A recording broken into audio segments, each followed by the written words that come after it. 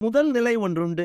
நான் ஒரு அழகான பீங்கான் கோப்பையை பார்க்கிறேன், அதை ரசிக்கிறேன், அதில் குழம்பியை ஊற்றி பருகுகிறேன்.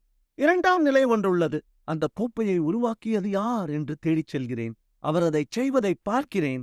அதை எப்படி உருவாக்குவது என்று பார்த்து கற்றுக்கொள்கிறேன்.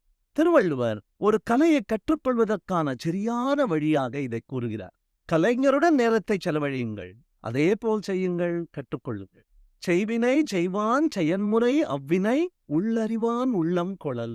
பிரபல கலைஞரும் எழுத்தாளருமான ஆஸ்டின் கிளியான் உண்மையில் இதை அடுத்த நிலைக்கே கொண்டு செல்கிறார். அவர் இதை மரமேறுதல் என்று அழைக்கிறார்.